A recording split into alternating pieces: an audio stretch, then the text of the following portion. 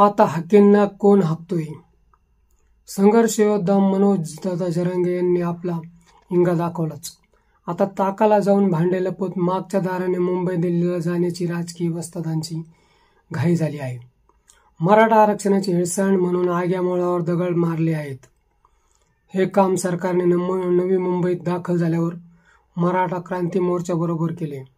मनोज जरांगेने मुंबईची व्यवस्था बिघडू नये म्हणून रिव्हर्स गिअर टाकला. सरकारला वाटले मनोज दादा पटले.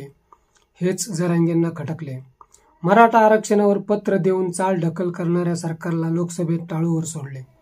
मनोज जरांगे भुजबळांना झेपत नाही म्हटल्यावर हाकत हाकेंना पुढे केले. राजकारण्यांनी जनतेला मेंढरं समजत खुर्च्या उभवल्या. आता त्यांच्या बुडाखाली ढेकून सोडण्याची वेळ आली आहे.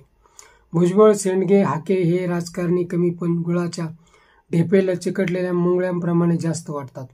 मनोज जरांगेप्रमाणे समांतर उपोषणाला बसून हाकेंनी केविलवाणी धडपड केली. त्या काळात त्यांना कोण कोण येऊन भेटले यावरून सेटलमेंट समजून येते. उपाशी कोणीही राहू शकत नाही. तेथे जरांगे, अण्णा हजारे किंवा गांधीजीच हवेत. हाकेंना कोणी हाकले तेही समजले. मित्रो, हा व्हिडिओ कसा वाटला ते कमेंट बॉक्समध्ये सांगा व ॲक्शन मराठी चॅनलला सबस्क्राईब करा.